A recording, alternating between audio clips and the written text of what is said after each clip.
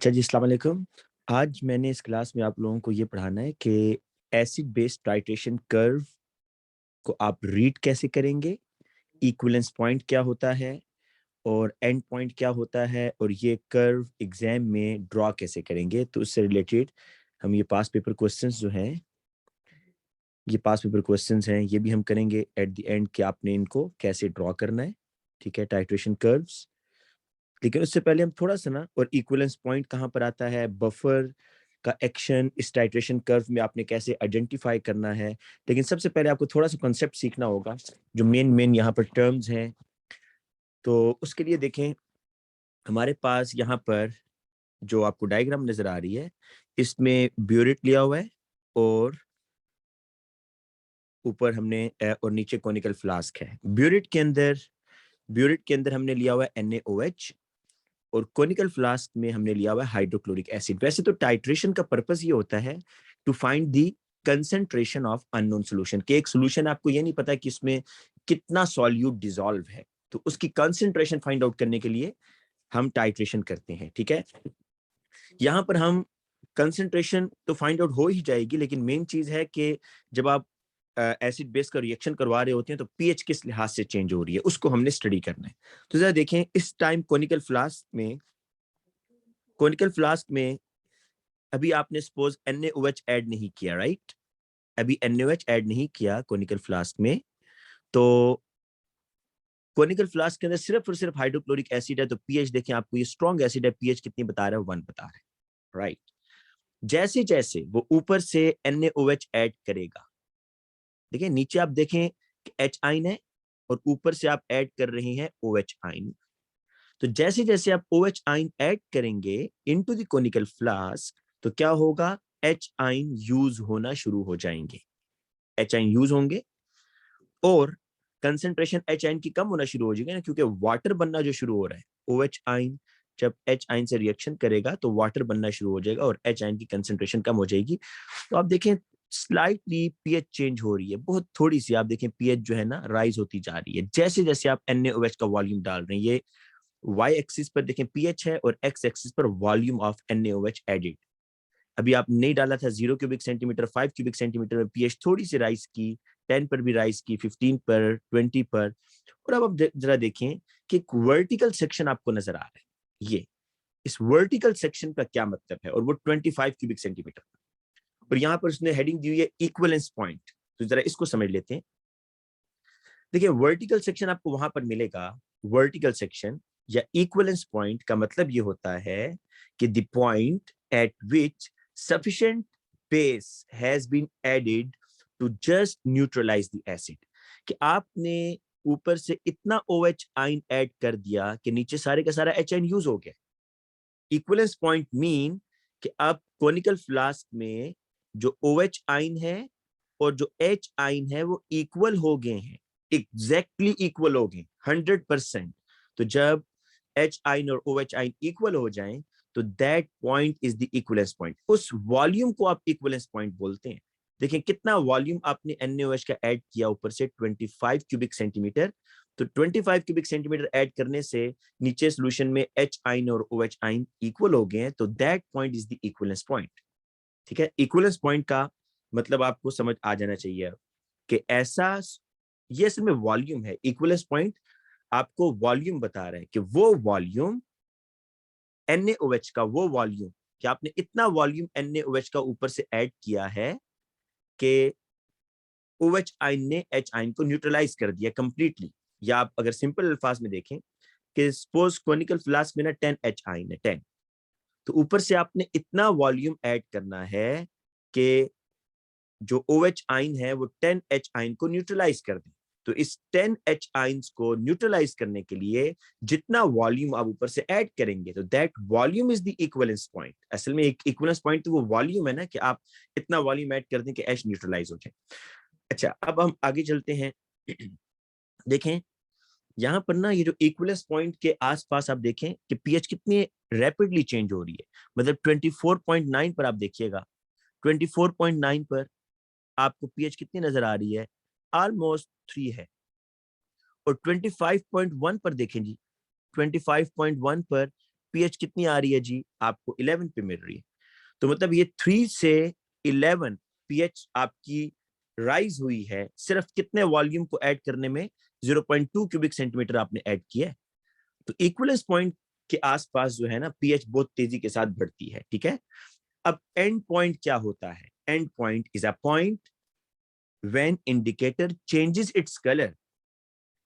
याद रखें, अगर आप अच्छी टाइट्रेशन करना चाहते हैं तो उसके लिए जो इक्विवेलेंस पॉइंट है और एंड पॉइंट आपका सेम होना चाहिए, कि जहां पर आपका इक्विवेलेंस पॉइंट आ रहा है उसी एरिया में आपका एंड पॉइंट भी आना चाहिए। ये आगे मैं अभी आपको प्रैक्टिस करवाऊंगा, लेकिन अभी एंड पॉइंट ये समझ लें कि एंड पॉइंट वो पॉइंट होता है कि जब इंडिकेटर अपना कलर चेंज करके आपको बता रहा होता है कि रिएक्शन अब खत्म हो गया।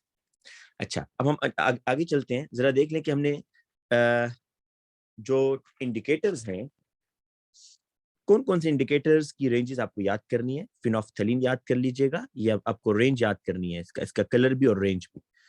फिनोफ्थलीन के बाद bromothymol, methyl orange, methyl yellow, ये आप 4 इंडिकेटर्स याद कर लें और इसके कलर्स भी याद करने हैं, राइट। एंड पॉइंट का मतलब होता है कि जहां पर ये अपना कलर चेंज कर रहा है, ठीक है। और पीएच रेंज आपने बेसिकली याद करनी है, आपको रेंज याद करनी है, एंड पॉइंट याद नहीं करना। अच्छा, अब देखें आज की क्लास में ना हमने क्या करना है, मैंने आपको ये सिखाना है कि ये जो टाइट्रेशन कर्व्स आपको नजर आ रही हैं, strong acid strong base, strong acid weak base, weak acid weak base और स्ट्रॉन्ग एसिड वीक बेस, ये कैसे ड्रॉ करेंगे, ठीक है। तो इससे रिलेटेड हम कुछ क्वेश्चंस करते हैं। क्वेश्चन नंबर 1 पे आ जाते हैं।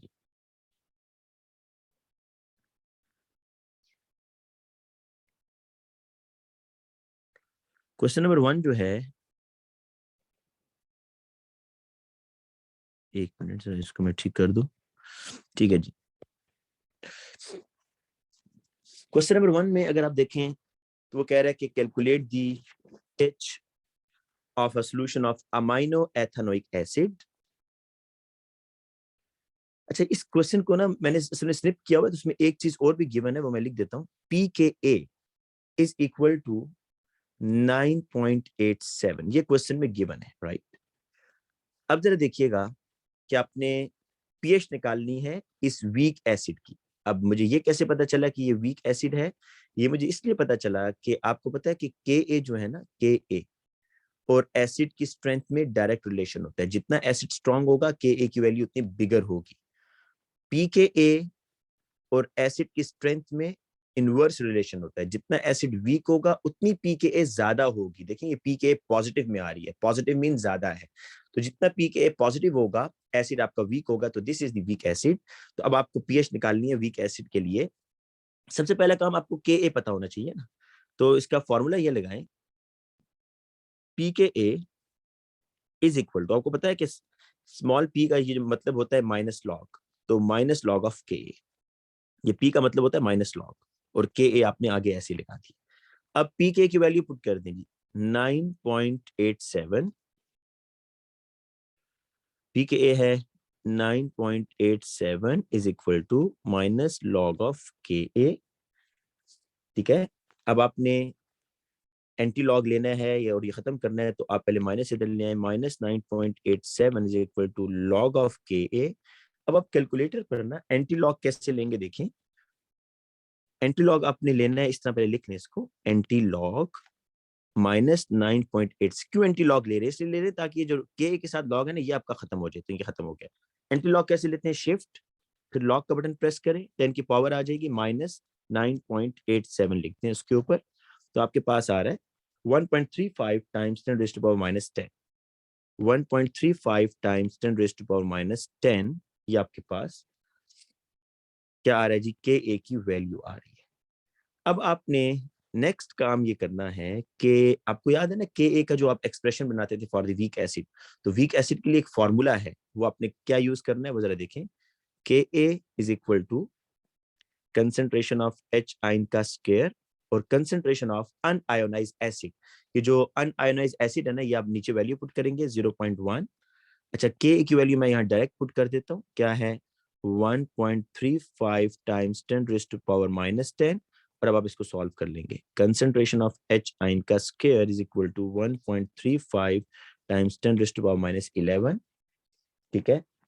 अब आप इस तरह करें कि अंडर रूट ले ले दोनों साइड पर, तो एच आइन इज इक्वल टू, इसका भी जब आप अंडर रूट लेंगे ना ऐसे करके, तो आप इसको कैलकुलेट करें कि आपके पास आंसर क्या आ रहा है। मैं इसको चेक करता हूँ, दैट इज 3.67 टाइम्स 10⁻⁻⁶।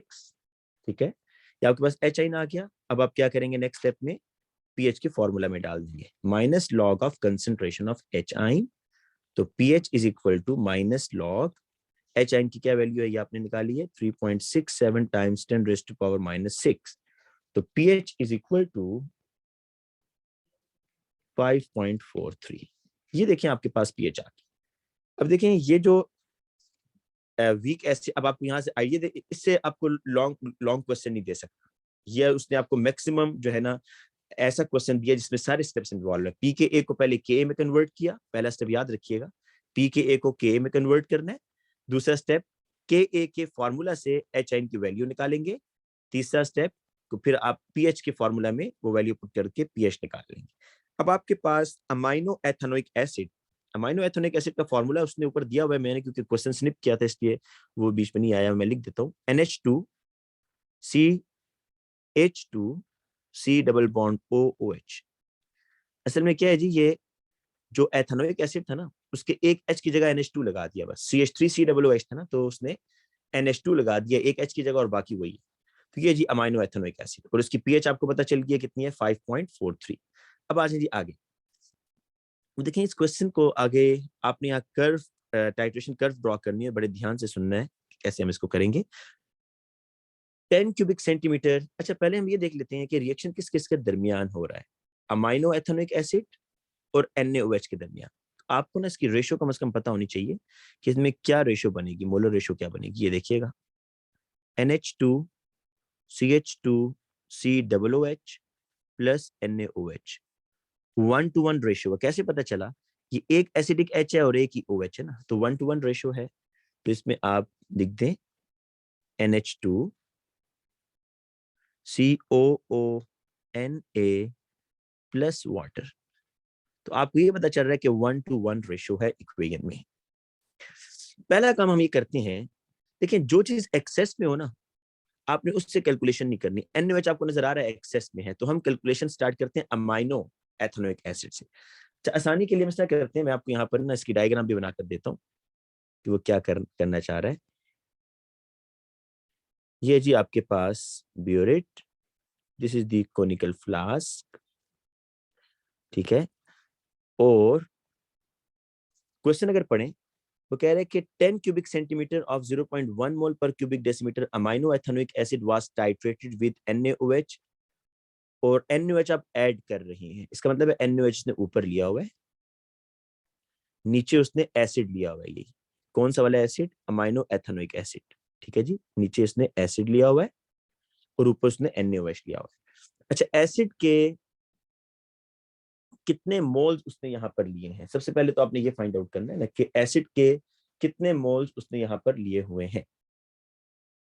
तो हम यहाँ पर कैलकुलेशन कर लेते हैं, मोल्स ऑफ एसिड, एसिड के कितने मोल है नीचे कोनिकल फ्लास्क। तो जरा देखें, क्वेश्चन रीड करें। क्वेश्चन में वो आपको कह रहा है कि 10 क्यूबिक सेंटीमीटर वॉल्यूम है, ये कंसेंट्रेशन है जी अमाइनो एथेनोइक एसिड की। तो आप डायरेक्ट फॉर्मूला लगा दें, 10 into 0.100 डिवाइडेड बाय 1000। तो आपके पास मोल्स ऑफ एसिड नहीं आ जाएंगे कि आप जब भी कंसेंट्रेशन को मल्टीप्लाई करते हैं वॉल्यूम के साथ और डिवाइडेड बाय 1000, या आप इसको रेशो बनाना चाहते हैं तो रेशो बना लें। कैसे कि 1000 क्यूबिक सेंटीमीटर में, क्यूबिक डेसीमीटर का मतलब होता है ना 1000 क्यूबिक सेंटीमीटर में 0.1 मोल आ रहे हैं, तो 10 क्यूबिक सेंटीमीटर में कितने मोल्स आएंगे। तो आपके पास यहाँ से मोल्स आ जाएंगे अमाइनो एथेनोइक एसिड के। तो इसको आप कैलकुलेट कर लें, 1 टाइम्स 10⁻³ मोल्स। ये मोल्स आए हैं जी अमाइनो एथेनोइक एसिड के, ये मोल्स आए हैं अमाइनो एथेनोइक एसिड के, जो किस में है, ये मोल्स इस कोनिकल फ्लास्क में है, ठीक है जी। अब आप जरा देखें, आपने NaOH के कितने मोल ऊपर से ऐड किए। अब जरा ये देखते हैं ना कि NaOH के कितने मोल ऊपर से आपने ऐड किए हैं। तो मैं यहाँ पर लिखता हूँ, मोल्स ऑफ NaOH जो आपने ऊपर से ऐड किए हैं, कितना वॉल्यूम 20, कंसेंट्रेशन कितनी है जी 0.1, तो 20 इंटू 0.1 डिवाइडेड बाय 1000, ये देखें ये वॉल्यूम था NaOH का जो आपने ऊपर से ऐड किया है, कंसेंट्रेशन है 0.1, तो मैंने इन दोनों को वॉल्यूम और कंसेंट्रेशन मल्टीप्लाई करके डिवाइड बाय 1000 करूंगा तो मेरे पास मोल्स आ जाएंगे, आ रहे हैं 2 इंटू 10⁻³ मोल्स ऑफ NaOH। तो ये देखें दो चीजें भी हमने फाइंड आउट की हैं, क्या कि एसिड जो है कोनिकल फ्लास्क में कितना है 1 टाइम्स 10⁻³ इतना है, और ऊपर से आपने NaOH जो कि एक्सेस में ऐड किया, ये बात याद रखें, ये सारे ने रिएक्शन नहीं किया, ये जो NaOH आपने यहाँ पर मोल्स निकाले ना 2 इंटू 10⁻³ ये एक्सेस में है। एक्सेस में होने का मतलब ये है कि कुछ NaOH जब आपने बेटा कुछ NaOH जब आप ऊपर से डालेंगे यहाँ पर, तो कुछ NaOH यहाँ पर अनरिएक्टेड रह जाएगा। वो कितना रह जाएगा वो भी हम निकालते हैं कि वो कितना NaOH आपका अनरिएक्टेड रह गया है। अब देखें आपको मैं एक चीज बता देता हूँ, यहाँ इस क्वेश्चन के अंदर आप एक चीज नोट करें कि आपको क्या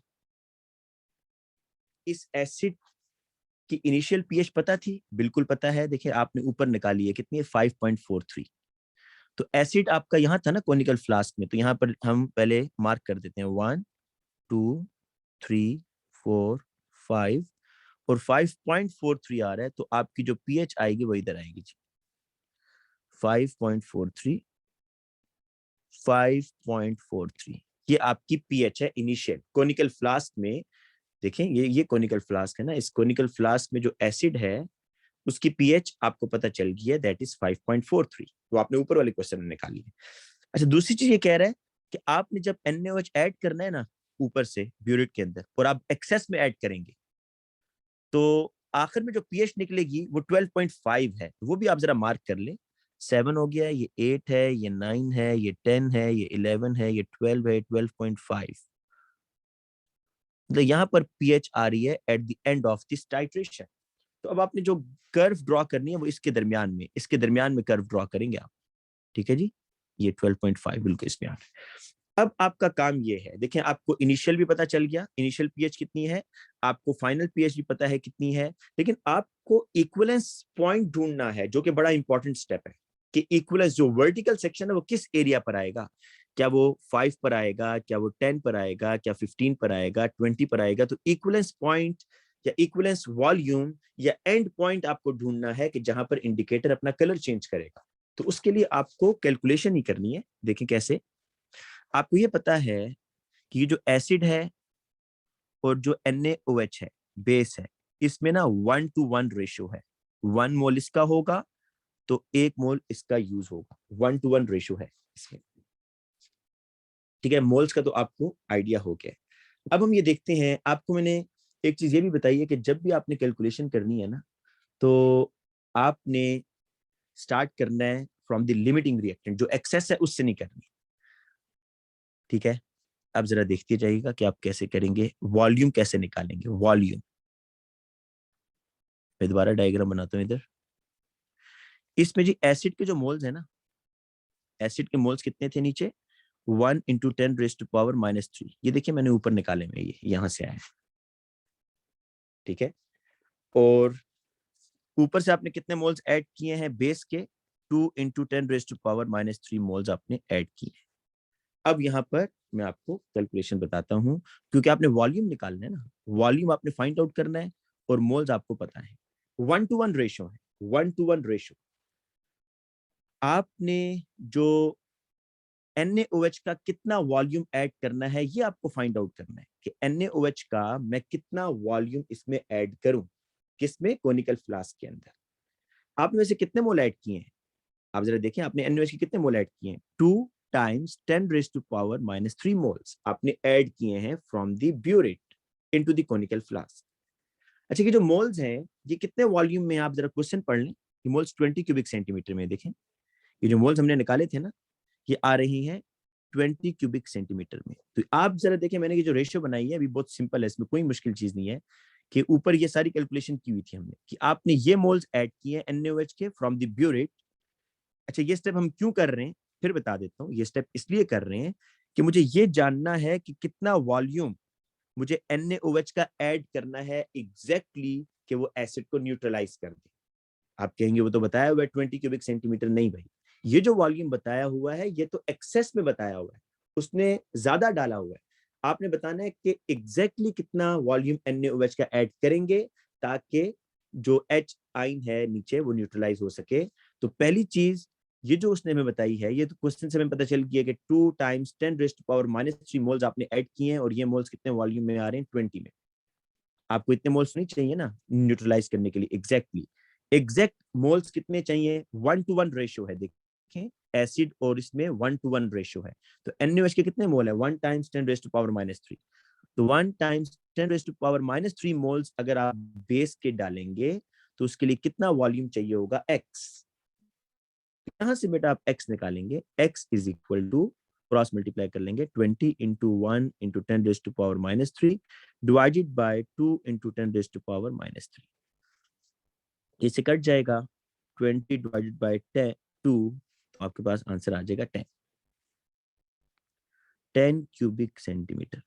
क्या मतलब, आप 10 क्यूबिक सेंटीमीटर जब NaOH का डालेंगे ना, ये NaOH के लिए, आप 10 क्यूबिक सेंटीमीटर जब NaOH का डालेंगे तो उसमें कितने मोल आएंगे, 1 इंटू 10⁻³ और ये मोल्स काफी होंगे क्योंकि नीचे एसिड के भी कितने मोल हैं, 1 इंटू 10⁻³ मोल्स है ना, तो इसलिए न्यूट्रलाइज हो जाएगा HI। तो अब आपने जो इक्वलेंस पॉइंट बनाना है वो 10 पर बनाना है। अब जरा देखिएगा कैसे। अब देखें आपने इसमें ये चीज याद रखनी है कि इस कर्व को, ये जो आपको ये जो सॉरी ये जो इनिशियल पॉइंट है 5.43 और ये जो यहाँ पर आ रहा है, आपने इन दोनों को ज्वाइन करना है और वॉल्यूम आपको पता चल गया 10। अब यहाँ पर सिंपल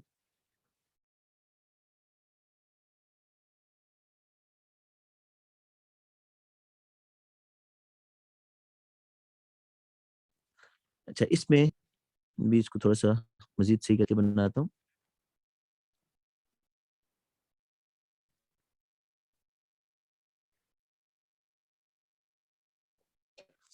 ठीक है, ये देखें ये आपके पास टाइट्रेशन कर्व बनी है जो। अच्छा, इसमें ना आपको मेन चीज ये बतानी होती है, इस चीज के बारे में बिल्कुल परेशान ना हो कि हमने कर्व कहाँ से ऊपर बेंड करनी है, मतलब वर्टिकल सेक्शन तो आपको पता चल रहा है वर्टिकल सेक्शन कितना होना चाहिए। ठीक है, अगर ये वैल्यूज आप याद करना चाहते हैं याद कर लें, लेकिन इस चीज के मार्क्स नहीं है। मार्क्स किस चीज के, जरा देखें, जब भी कोई कर्व बनाते हैं इस चीज के मार्क्स होते हैं कि इनिशियल पीएच पता होनी चाहिए आपको। अच्छा, और आपको इसमें ना मैं यहाँ पर इसको ऐसे कर रहा हूँ क्योंकि वो 20 तक कह रहा है ना, 20 क्यूबिक सेंटीमीटर आपने ऐड किया, बस आगे जाने की जरूरत नहीं, 25 पर ना कीजिएगा, बस यहाँ यहीं पे खत्म कर दीजिएगा।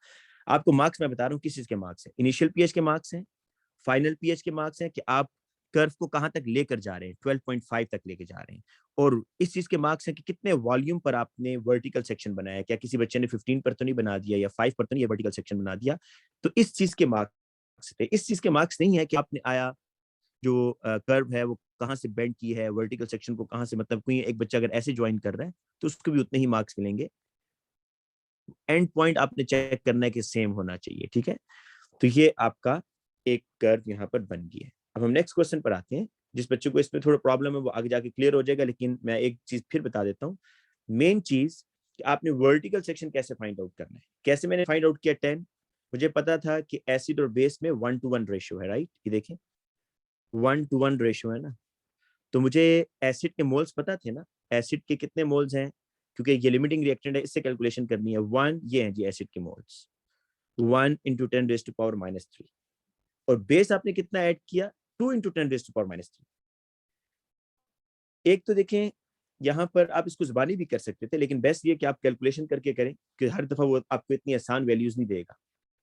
जुबानी कैसे कर सकते थे, कंसंट्रेशन सेम है ना, कंसंट्रेशन सेम है, और सिर्फ वो क्या कर रहा है कि मोल्स डबल कर रहा है, तो आपने वॉल्यूम हाफ कर देना था तो आपको पता चल जाना था कि 10 पर होगा। लेकिन आप अगर इसको कैलकुलेट करके करें मोलर रेशो से तो वो ज्यादा अच्छा है। वो कैसे, कि मैंने वॉल्यूम और मोल में ना रेशो बनाई कि जो NaOH के मोल हैं 2 इंटू 10⁻³ ये जो मोल्स आपने निकाले थे, क्योंकि मैंने बेटा NaOH का वॉल्यूम बताना है ना कि किस वर्टिकल सेक्शन पर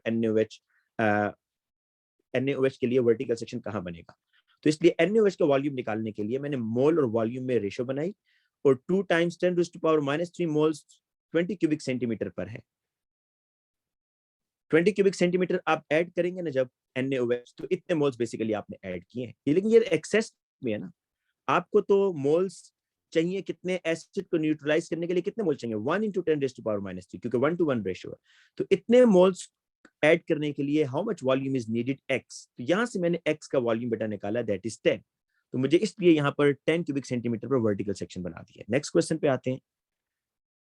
ये इस क्वेश्चन में देखें कि the sketch graph for the titration of ethanoic acid with sodium hydroxide ion with sodium hydroxide is shown। देखिए यहां से आपको आइडिया हो जाना चाहिए कि पीएच बढ़ रही है तो ऊपर से वो बेस ऐड कर रहा होगा। ये डायग्राम मैं बनाता हूँ इसकी, चलें। ये जी यहाँ पर NaOH है और नीचे जो है आपके पास कोनिकल फ्लास्क में एसिड है, ethanoic acid CH3COOH, weak acid है और स्ट्रॉन्ग बेस है। अब जरा देखिएगा इसमें जी क्या करना है आपको।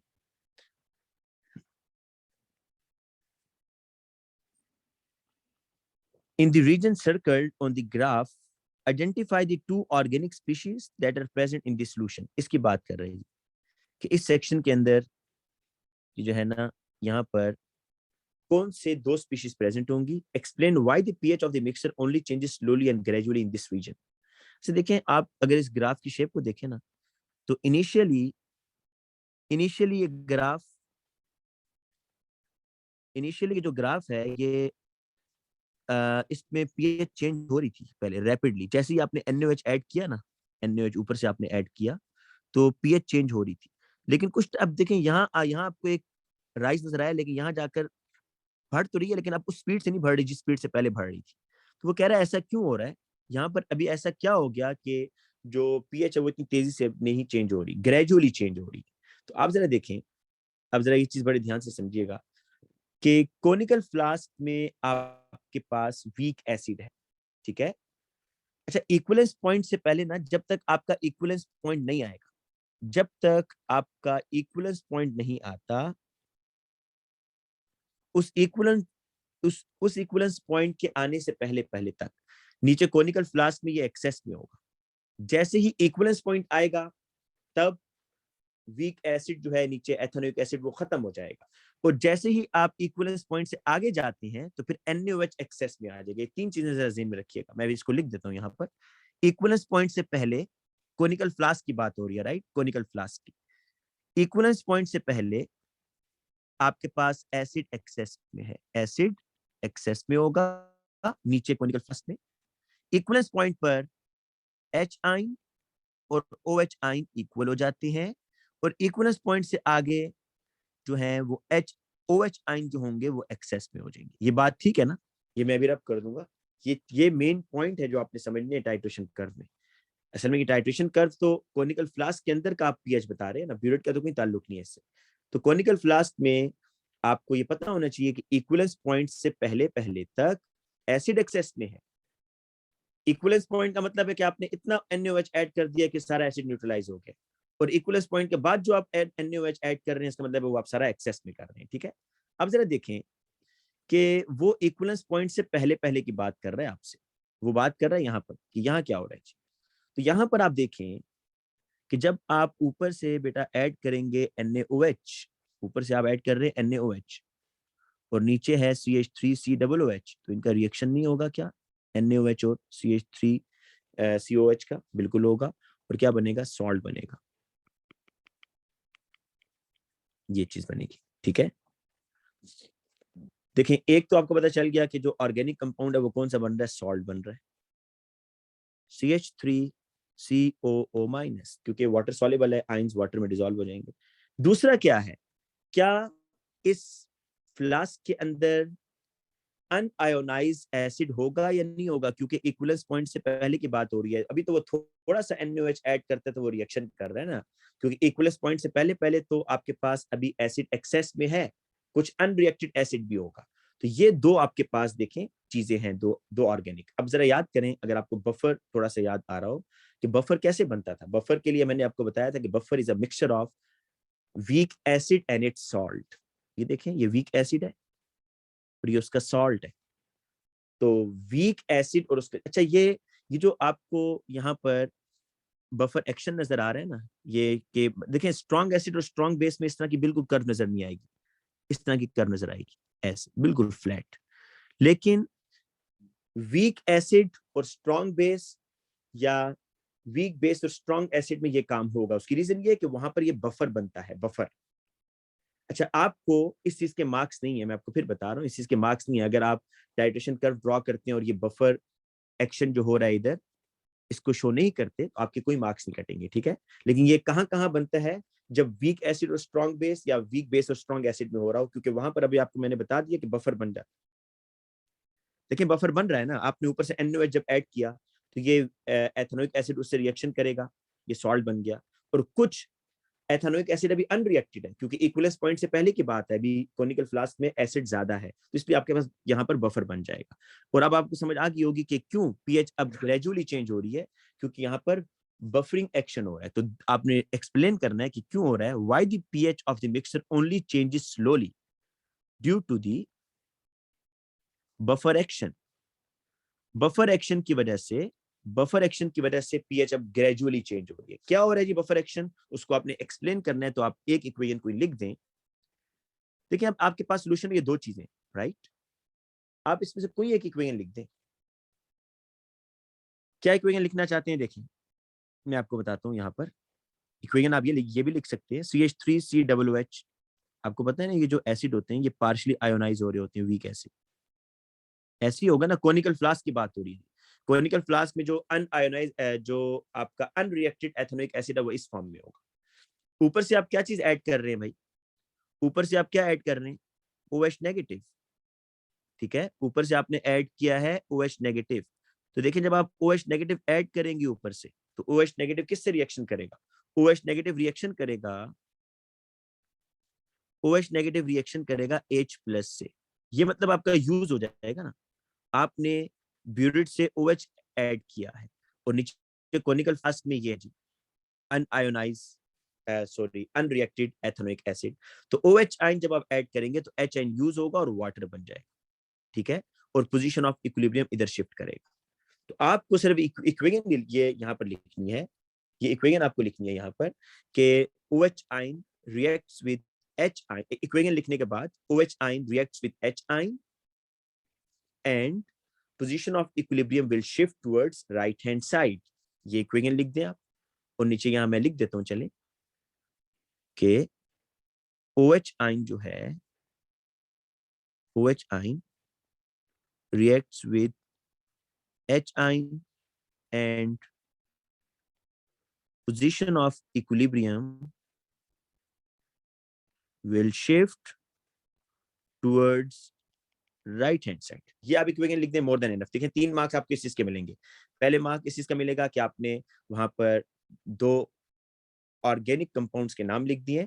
दूसरा आपने एक्सप्लेन किया है कि क्यों पीएच ग्रेजुअली चेंज हो रही है। आपने कहा due to the buffering action, buffering action हो रहा है। कैसे हो रहा है आपने ये बता दिया कि जो नीचे आपके पास अनरिएक्टेड एसिड था, जैसे ही आप ऊपर से OH डालेंगे तो OH क्या करेगा, इस H आयन से रिएक्शन कर जाएगा, ठीक है जी। या अगर आपको ये इक्वेशन नहीं लिखनी तो उसने एक और ऑप्शन भी दिया हुआ है, बच्चे ये इक्वेशन लिख दे। अगर आप ये इक्वेशन नहीं लिखना चाहते तो आप ये इक्वेशन लिख देंगे कि आप ऊपर से क्या ऐड कर रहे हैं, OH ना, और नीचे क्या है, एसिड है।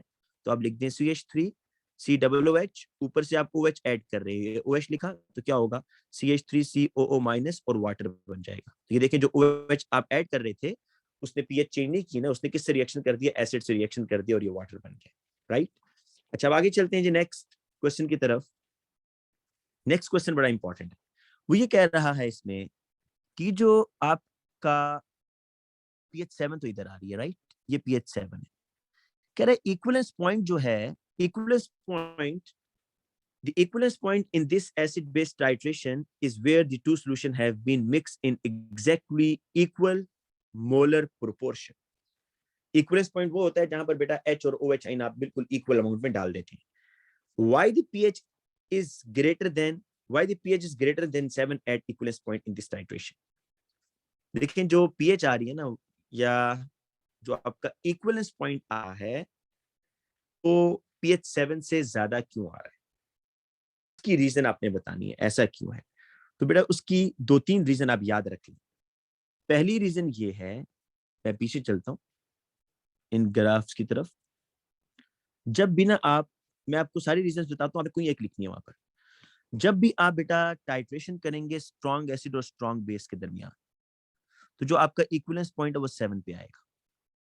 इक्विवेलेंस पॉइंट का मतलब है कि वो पॉइंट जिसमें H और H आइन और OH आइन इक्वल अमाउंट में कोनिकल फ्लास्क में है।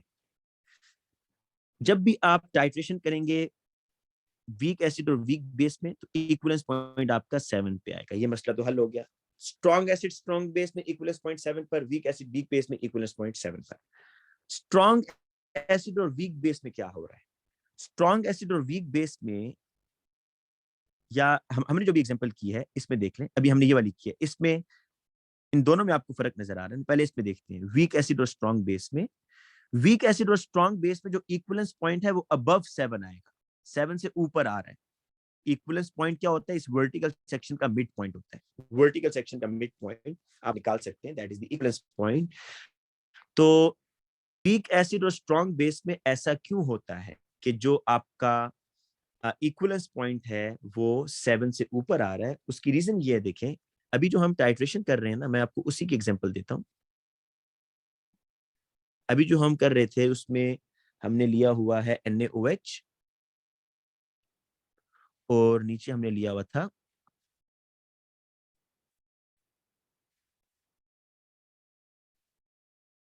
नीचे हमने लिया हुआ है एसिड CH3COOH। आपको पता है ये वीक एसिड है ना। वीक एसिड जो है ना इस तरह करते हैं, देखें आइंस तो ये कोनिकल फ्लास्क में है, ये ज़हन में रखिए कि जो इक्वेशन है इसका मतलब ये कोनिकल फ्लास्क में इस फॉर्म में, मतलब अनआयोनाइज भी और आयोनाइज भी है। लेकिन आपको पता है कि वीक एसिड ज्यादा अनआयोनाइज फॉर्म में होता है। अब देखें जैसे ही ये आपका जो NaOH के साथ जब रिएक्शन होगा, NaOH के साथ, तो क्या होगा? NaOH इससे रिएक्शन करेगा एथेनोइक एसिड से, और क्या बनाएगा? सोडियम एथेनोएट बनाएगा और साथ में वाटर बनाएगा। ये जो सोडियम एथेनोएट है ना, CH3COO नेगेटिव सोडियम एथेनोएट, ये जो बन रहा है, कैसे बन रहा है? ये कहां से आ रहा है? ये आ रहा है दो सोर्सेस से। देखिए जब आप रिएक्शन करवाते हैं CH3COOH का NaOH के साथ, तो आपके पास बनता है CH3COONA प्लस वाटर। CH3COONA ये वाटर सॉल्युबल है, राइट? ये वाटर सॉल्युबल है। ये स्ट्रॉन्ग बेस है, आप याद रखिएगा। जो वीक एसिड होता है ना, वीक एसिड का जो कॉन्जुगेट बेस होता है वो बहुत स्ट्रॉन्ग होता है। तो CH3COO negative is a very strong base. देखें स्ट्रॉन्ग बेस कैसे आपको याद रखना है, कैसे पता चलेगा आपको स्ट्रॉन्ग बेस है? क्या ये बैकवर्ड नहीं आता? जो वीक एसिड है वो ज्यादा बैकवर्ड आते हैं ना, इसका मतलब है कि ये H आइन को एक्सेप्ट कर रहा है। तो सोल्यूशन के अंदर कोनिकल फ्लास्क में ये CH3COO नेगेटिव आइन बने हुए, ये क्या करते हैं? ये वाटर से रिएक्शन शुरू कर देते हैं, वाटर से। और वाटर से रिएक्शन शुरू करके क्या करते हैं? CH3COO माइनस और OH, सॉरी CH3COOH और OH माइनस बना देते हैं। ठीक है, इसको फिर लिख देता हूं इधर। देखिए ऐसे हो रही है, H आइन एक्सेप्ट कर रहा है ये बेस, और OH आइन रिलीज हो रहे हैं। तो मतलब ये हुआ, मैं आपको ये बताता हूं कि स्ट्रॉन्ग बेस और वीक एसिड में जो आपका सॉल्ट बन रहा होता है ना, बेसिकली सॉल्ट, वो एक स्ट्रॉन्ग बेस होता है। आपका सॉल्ट जो है बेसिक इन नेचर होता है, जिसकी वजह से जो इक्विवेलेंस पॉइंट है वो टुवर्ड्स बेस हो रहा जा रहा होता है। ठीक है, तो इसमें आपने रीजन क्या लिखनी है? अब सुनिए, एक रीजन तो आप ये लिख सकते हैं इसमें, एक रीजन तो ये लिख सकते हैं कि why equivalence point is higher than 7 because this is the titration curve between the strong base and weak acid. याद रखिएगा कि वीक एसिड स्ट्रॉन्ग बेस, जो सॉल्ट बनता है वो बेसिक सॉल्ट होता है प्लस वाटर। तो बेसिक सॉल्ट होने की वजह से जो इक्विवेलेंस पॉइंट है वो अबव 7 आएगा। दूसरा पॉइंट याद रखें, स्ट्रॉन्ग एसिड वीक बेस, इसके रिजल्ट में जो सॉल्ट बनता है वो एसिडिक सॉल्ट होता है।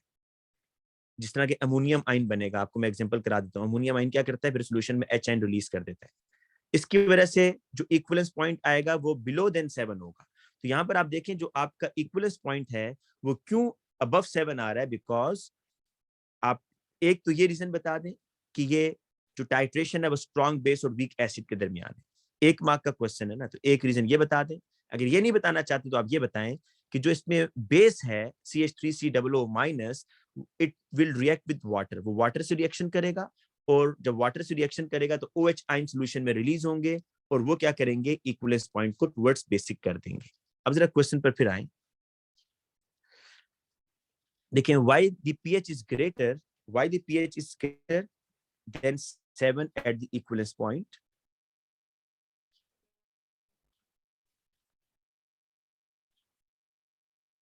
ठीक है जी। अब इसमें ये बता दें कि CH3, ये लिखना है आपने, COO- reacts with water, COOH और OH आयन। ठीक है, तो सॉल्यूशन में देखें OH आयन भर जाएंगे। अच्छा, अगर इसके ऑपोजिट होता ना, मैं आपको इस क्वेश्चन से हट के बता रहा हूं, अगर तो आप टाइट्रेशन करते सपोज HCl में और NH3 में, तो क्या बनेगा, NH4+ बनेगा और Cl नेगेटिव बनेगा ना। अब देखिए, अब जो टाइट्रेशन कर्व बनेगी ना वो ऐसे बनेगी, देखिए हम इसी को फॉलो करते हैं, चले ये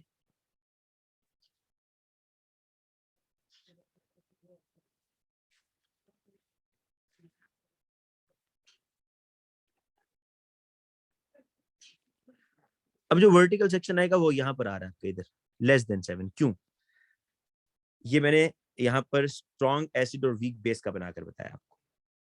क्यों ऐसा हो रहा है, क्योंकि इस दफा आपके पास अमोनियम आयन बन रहा है, अमोनियम आयन सॉल्यूशन में दोबारा आयोनाइज होकर अमोनिया और H+ बनाएगा। इस H आयन की वजह से equivalence point is less than 7 हो जाएगा, लेस देन 7 से लेस होगा। ठीक है, तो आपने ये बात याद रखनी है कि जब भी स्ट्रॉन्ग एसिड और वीक बेस होगा तो इक्विवेलेंस पॉइंट लेस देन 7 होगा। जब भी वीक एसिड और स्ट्रॉन्ग बेस होगा तो जो इक्विवेलेंस पॉइंट है वो अबव 7 होगा।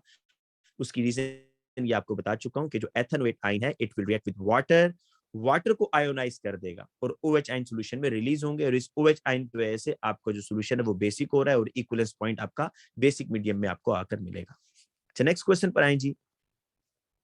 नेक्स्ट क्वेश्चन थोड़ा सा ट्रिकी है।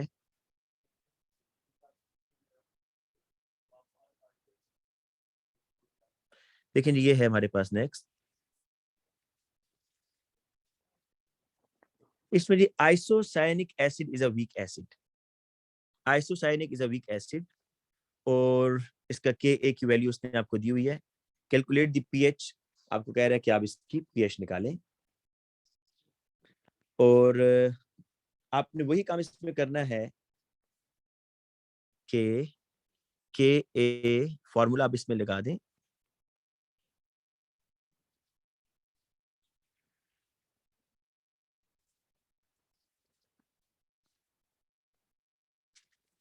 Ka is equal to H ion का स्क्वायर डिवाइडेड बाय अनआयोनाइज, जो कंसंट्रेशन होगी ना अनआयोनाइज एसिड की, वो आपने यहाँ पर पुट करनी है जी, कंसंट्रेशन ऑफ अनआयोनाइज एसिड। तो वो कितनी है, 0.1 है। Ka की वैल्यू कितनी है, मैं यहाँ डायरेक्ट पुट कर देता हूँ, 1.2 टाइम्स 10⁻⁻⁴। ठीक है जी।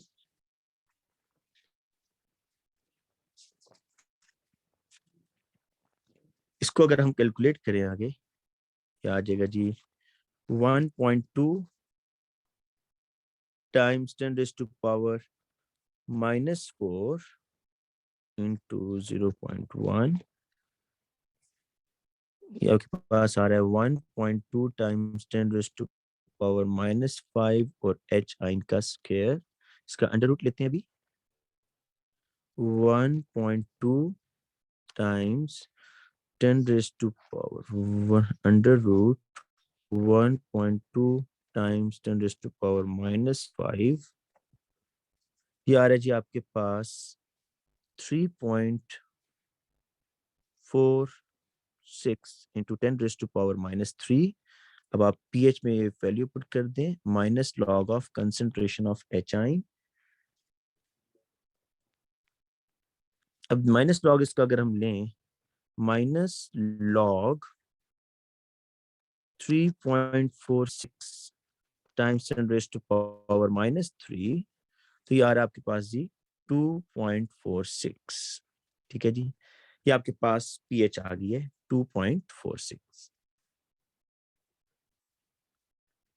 अच्छा, अब हमने अगला पार्ट करना है इसका।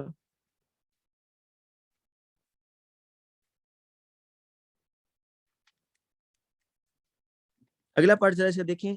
ये जो इक्वेशन है ये हमने बनानी है। फिलहाल ये इस क्वेश्चन टाइट्रेशन वाले उसमें तो नहीं है, लेकिन चलिए हम कर लेते हैं इसको।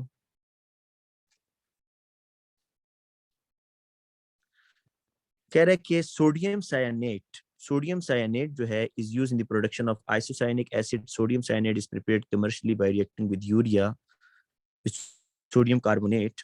तो आप जी इसका रिएक्शन करें, इसे प्रोडक्ट बना लिए। बेसिकली वो आपसे बस बैलेंसिंग करवाना चाह रहा है कि आप इसको बैलेंस करके लिख दें। तो ये लें Na2CO3 प्लस ये यूरिया है, तो इसका 2 moles of NaNCO plus CO2 plus 2 moles of ammonia plus water, ये बन जाएगा जी। ठीक है, अब आगे चलते हैं जी। ये हमारा मेन जो क्वेश्चन है वो ये, barium hydroxide is completely ionize in aqueous solution. इसका मतलब है स्ट्रॉन्ग है। During the addition of 20 cubic centimeter of this, the pH was measured. Calculate the OH at the end of the addition. देखिए, इसके question से आपको पता चल जाना चाहिए कि उसने BaOH हाइड्रोक्स BaOH होल ट्वाइस जो है वो उसने एक्सेस में डाला है, क्योंकि at the end of reaction वो कह रहा है OH आयन की कंसेंट्रेशन बताएं। इसका मतलब है कुछ OH आयन अनरिएक्टेड है। तो वो आपने कैसे निकालना है? क्वेश्चन इस तरह का है, कुछ एक्सपेरिमेंट इस तरह का है कि आपने, ये आपके पास ब्यूरेट है, ब्यूरेट में आपने ऊपर BaOH होल ट्वाइस, क्योंकि एडिशन अभी आप ऐड कर रहे हैं, और नीचे आपके पास है एसिड। कितना आपने ऐड किया जी? 30 क्यूबिक सेंटीमीटर। 30 क्यूबिक सेंटीमीटर, और वॉल्यूम कितना है इसका, कंसेंट्रेशन कितनी है? 0.1। तो आपको मोल्स निकालने का तरीका पता होना चाहिए कि moles of BaOH whole twice अगर आपने निकालने हैं, तो volume into concentration divided by 1000, तो आपके पास आ जाएगा 3 इंटू 10⁻⁻³ मोल्स। ये बेरियम हाइड्रोक्साइड के मोल्स आए हैं अभी आपके पास, राइट। अब आपने क्या करना है? बेसिकली तो वो OH की बात कर रहे हैं ना। अब आप इक्वेशन बनाए, और आपको ये चीज पता होनी चाहिए कि OH आयन कितने बनेंगे। इक्वेशन अगर आप बनाते हैं BaOH ट्वाइस, तो ये आपको barium ion plus 2 moles of OH ion 1:2 है। तो जितने मोल इसके होंगे ना, 3 इंटू 10⁻⁻3, तो OH आयन क्या हो जाएंगे? उसके डबल हो जाएंगे, तो ये हो जाएंगे 6 इंटू 10⁻⁻3। ये देखिए, ये मोल्स आपने कैसे निकाले हैं, मैं इसको साइड पे करता हूँ। बेरियम हाइड्रोक्साइड में और OH में मोलर रेशो 1:2 है ना। अगर इसके 3 इंटू 10⁻⁻3 है, तो OH आइन कितने आपने बेसिकली ऊपर से ऐड किए हैं?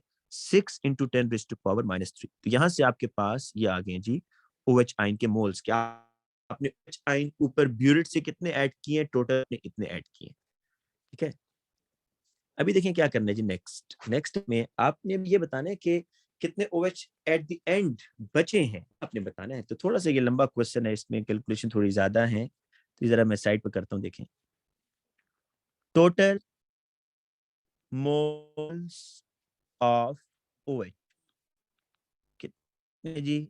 6 इंटू 10⁻⁻3। ये टोटल मोल्स हैं जो आपने ऊपर से डाले हैं।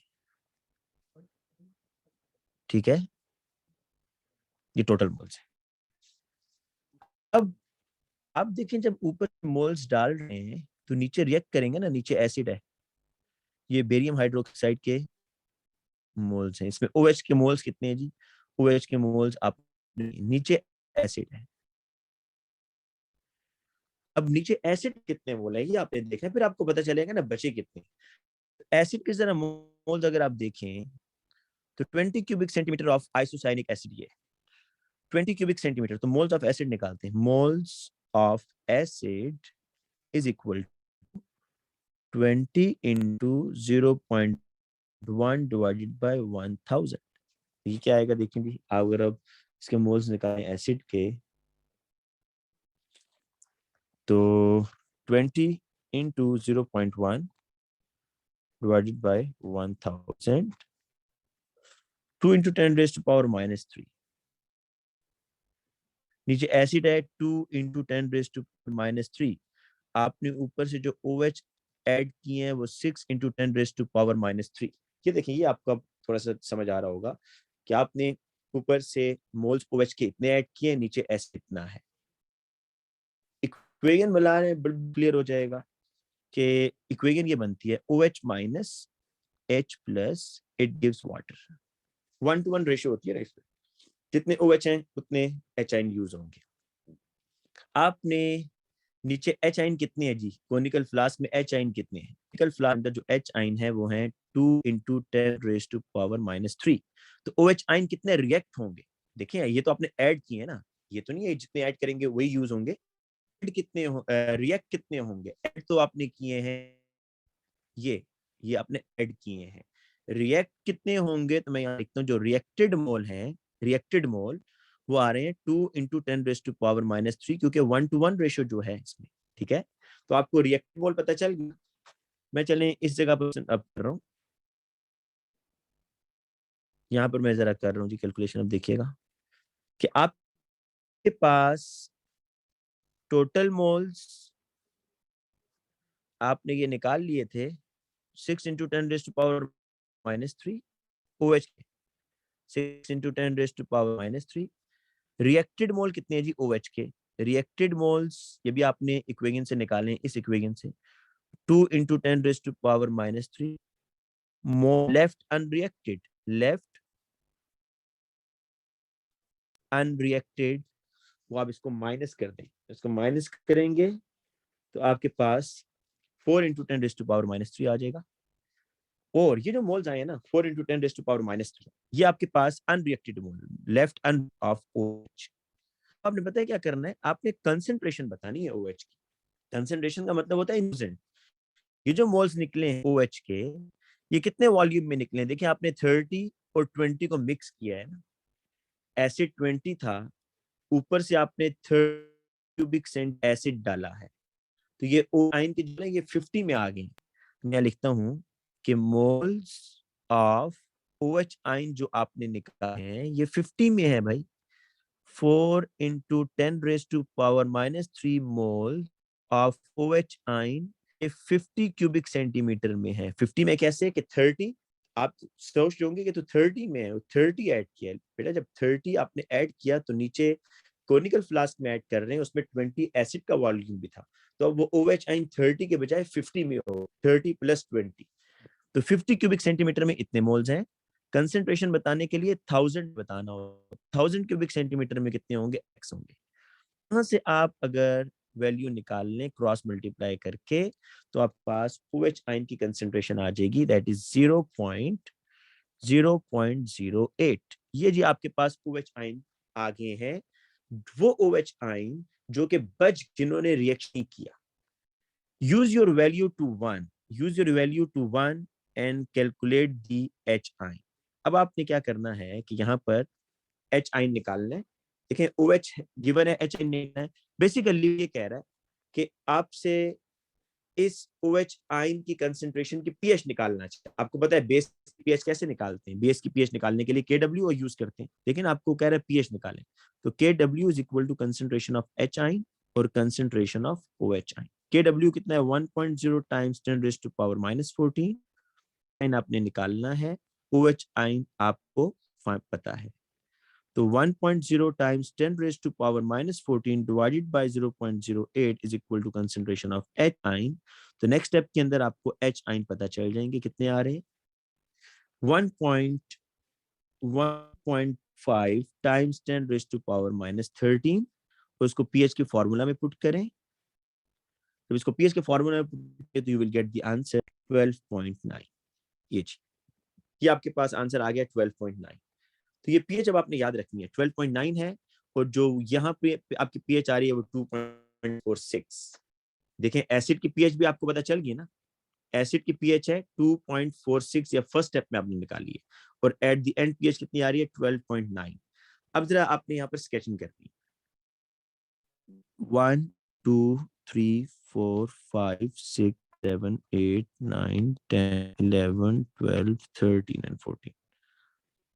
अब देखें यहाँ पर जो एसिड था, क्योंकि वो कॉनिकल फ्लास्क में बेस ऐड कर रहे हैं, तो ना इसको आपने शेप इस तरह की बनेगी कि ये नीचे से ऐसे ऊपर जाएगा, ठीक है, बेस ऐड कर रहे हैं ना। अगर इसका रिवर्स होगा तो आप इसको फ्लिप कर देंगे ऐसे, मतलब फिर इस तरह बनाएंगे। लेकिन जब आप ऊपर से बेस ऐड कर रहे हैं, नीचे एसिड है, तो ये जो कर्व होगी नीचे से ऊपर की तरफ जाएगी। पीएच कितनी है जी 2.46। तो ये जी आपका 2.46 तक मिडल से कर लें बस यहां से जी,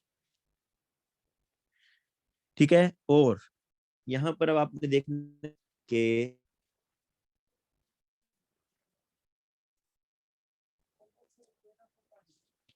आपके पास इधर है बेस की पीएच कितनी आ रही है 12.9। 12.9 का मतलब है 13 ना, तकरीबन थोड़ा सा नीचे कर दें बस, इसको थोड़ा हम इस तरह करते हैं, ये आ रहा है जी 12.9। अब देखिए तीसरा काम क्या है, मैंने आपको स्टार्ट में बताया था, आपको जो मार्क्स मिलते हैं वो इस चीज के मिलते हैं कि इनिशियल पीएच, फाइनल पीएच, और तीसरी चीज जो आपको मार्क्स मिलेंगे वो मिलेंगे इस चीज के कि आप जो इक्वलेंस पॉइंट है वो कहां पर बनाना है, एंड पॉइंट या नाम है इक्वलेंस, एंड पॉइंट या वर्टिकल सेक्शन, तीनों का एक ही मतलब है कि वो कहां पर आएगा। तो उसके लिए अब आपको दोबारा कैलकुलेशन करनी है जी, ठीक है। इक्वलेंस पॉइंट निकालने के लिए या वर्टिकल सेक्शन निकालने के लिए अब आपको दोबारा यहाँ पर कैलकुलेशन करनी है। कैसे करनी है देखें इधर, आप जरा देखें कि यहाँ पर जो वॉल्यूम वो यूज कर रहा है,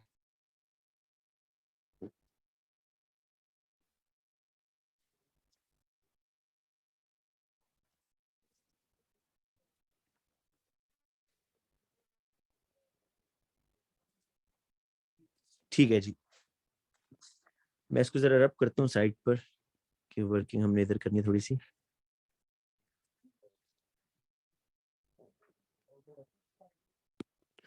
देखिए आप सबसे पहले ये देखें कि इसमें जो रेशो है ना बेरियम हाइड्रोक्साइड और उसमें वो क्या आ रही है, OH आइन प्लस H आइन, इट गिव्स वाटर, है ना। H आइंस कितने हैं आपके पास, H आइंस हम यहाँ देख लेते हैं, एसिड के हमने मोल्स कहीं पर निकाले होंगे, अगर नहीं निकाले तो दोबारा निकाल लेते हैं एसिड के मोल्स। देखें ये क्वेश्चन में उसने हमें वॉल्यूम बताया हुआ है एसिड का, और कंसंट्रेशन भी गिवन है, वहां से हम दोबारा कर लेते हैं। ये देखिए जो मैंने येलो कलर से मार्क किया हुआ है, ये 20 क्यूबिक सेंटीमीटर और ये 0.1। तो यहाँ से आप पहले वॉल्यूम निकालने का तरीका बता रहा हूँ, इक्विवेलेंस पॉइंट कैसे निकालना है बेटा। तो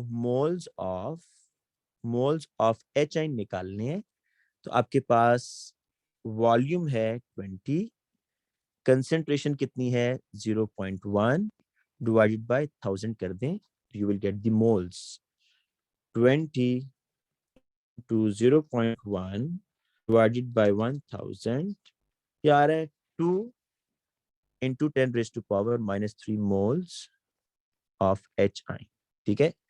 अब आप ये पता है कि H आइन और OH आइन में 1:1 रेशो है ना। तो अब कितना वॉल्यूम आप OH का ऐड करें कि वो इसको न्यूट्रलाइज कर दें। अच्छा पहले ये देखें OH के कितने मोल्स हैं टोटल, वो भी हम निकाल चुके हैं, मैं वहीं से वैल्यू डायरेक्ट लिखता हूँ। OH के टोटल मोल्स कितने हैं जी, OH के जो टोटल मोल्स थे ना वो है, ये देखें जी 6 into 10 raised to power minus 3। लेकिन ये कितना वॉल्यूम आपने ऐड किया तो ये मोल्स आए हैं 30, ये देखें 30 क्यूबिक सेंटीमीटर जब आप ऐड करेंगे ना तो इतने मोल्स आएंगे। तो आप करना क्या है, सोचें आप, आपको करना ये है कि आपने ये बताना है कि मैं कितना वॉल्यूम बेरियम हाइड्रोक्साइड का ऐड करूं कि वो इन मोल्स को न्यूट्रलाइज करें जी, इन मोल्स को। तो आप इस तरह करें, मोल और वॉल्यूम में रेशो बनाएं।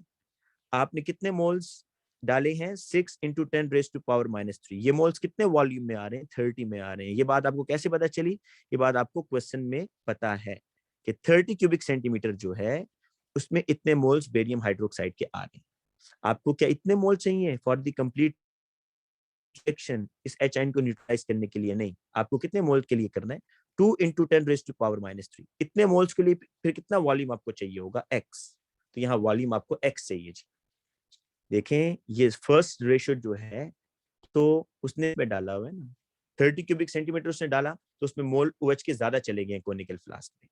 आपको तो एग्जैक्ट इक्विवेलेंस पॉइंट पर आपको ये देखना होता है कि एग्जैक्टली H आयन को न्यूट्रलाइज करने के लिए कितने मोल चाहिए? 2 × 10⁻³ तो उसके लिए कितना वॉल्यूम? x। तो x is equal to 2 × 10⁻³ into 30 divided by 6 × 10⁻³ ठीक है। तो अब आप इसको अगर कर लें तो ये आ जाएगा 60 डिवाइडेड बाय 6, तो आपके पास कितना आ रहा है? 10 क्यूबिक सेंटीमीटर। कितना वॉल्यूम आप ऐड करेंगे? 10 क्यूबिक सेंटीमीटर आप वॉल्यूम ऐड करेंगे ना तो आपका इक्विवेलेंस पॉइंट या मिड पॉइंट आ जाएगा। तो यहाँ पर आपने जो वर्टिकल सेक्शन बनाना है वो 10 पर बनाना है जी। ये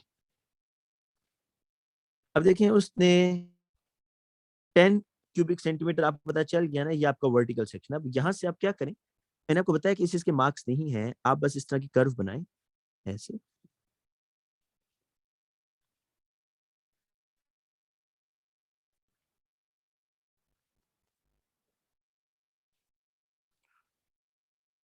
ये आपका जो वर्टिकल सेक्शन बन गया।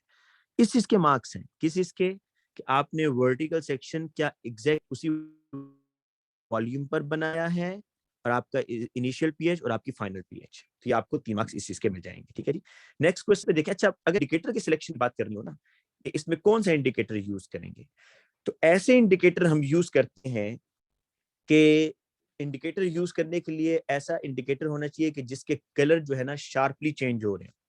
मतलब पिंक से कलरलेस, ये शार्पली चेंज है ना, आपको एक उसमें बड़ा क्लियर डिफरेंस नजर आता है। दूसरा, जब आपने इंडिकेटर सेलेक्ट करना है तो इंडिकेटर ऐसा सेलेक्ट करेंगे जिस तरह के सपोज करते हैं इसका जो वर्टिकल सेक्शन है वो 4.5 से कहां तक आ रहा है? 11 के। तो आप कोई ऐसा इंडिकेटर सेलेक्ट करेंगे इस टाइट्रेशन के लिए जो इस रेंज में अपना कलर चेंज कर रहा है, 4.5 से 11 के दरमियान जो अपना कलर चेंज कर रहा है। फॉर एग्जाम्पल आप जरा इस पे आ जाएं, 4.5 से 11 देखिए कौन कौन आ रहे हैं। 4.5 से 11, 4.5 से 11 ये देखें, आप फिनॉल यूज कर सकते हैं जी इसके लिए। 4.5 से 11 के दरमियान कलर चेंज होना चाहिए। फिनोफ्थलीन यूज कर सकते हैं या नहीं कर सकते? इसी तरीके से आपने ना ये रेंज याद रखें बस, 4.5 से जो वर्टिकल सेक्शन की अभी आई है आपके पास, जो कलर जो इंडिकेटर इसके अंदर अपना कलर 6.7 से, ये देखिए ये इसके अंदर आ रहा है नहीं आ रहा, इसको भी यूज कर सकते हैं जी आप। ये भी आप यूज कर सकते हैं, ब्रोमोथाइमोल। अच्छा, 4.2 से 6.3 ये आप नहीं यूज कर सकते। 4.2 देखें इससे बाहर निकल रहा है ना। और कौन से नहीं यूज कर सकते? देखें आप ये इंडिकेटर नहीं यूज कर सकते, मिथाइल वायलेट। क्यों? मिथाइल वायलेट जो है ना इस रेंज के अंदर अपना कलर चेंज नहीं कर, वो इंडिकेटर सेलेक्ट करना है जो इस रेंज के अंदर अपना कलर चेंज, वो आपको इंडिकेटर सेलेक्ट करना होगा। इस तरह मिथाइल येलो ये आप नहीं यूज कर सकते। क्यों? वो इस रेंज के अंदर नहीं आ रहा। 4.5 और 11 के अंदर जो आएंगे इंडिकेटर्स जो अपना कलर चेंज कर रहे होंगे उसको आपने सिलेक्ट। ठीक है जी। तो इसी तरीके से मे बी आपको क्वेश्चन जो है ये आप लोग खुद करेंगे, मैं उसको पिक्चर आपको दिखाता हूँ। ये है, इसमें देखें वो आपको ना टाइट्रेशन कर्व भी वो आपको इस तरह का आपने ड्रॉ करनी है। मैं इसको जल्दी से आपके सामने ड्रॉ करता हूँ।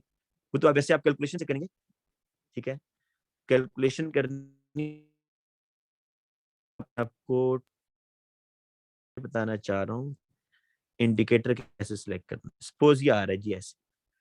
अब जो आपको वर्टिकल सेक्शन है ना वो इस एरिया में आ रहा है ना। सपोज आप यहाँ से ना इसकी वैल्यू रीड कर लिए, इसमें और इसमें। ये आ रहा है जी सपोज आपका 9, ये आ रहा है जी आपका सपोज 1 2 3 3 3 और 9। तो आपने देखना है 3 और 9 के दरमियान, 3 और 9 के दरमियान आप कौन सा इंडिकेटर सिलेक्ट कर सकते हैं? क्या पहला कर सकते हैं? पहला तो अपना 0 और 1 के दरमियान ये नहीं कर सकते। दूसरा कर सकते हैं, बी कर सकते हैं भाई, क्योंकि देखें ये 3 और 4 के दरमियान कलर चेंज कर रहा है।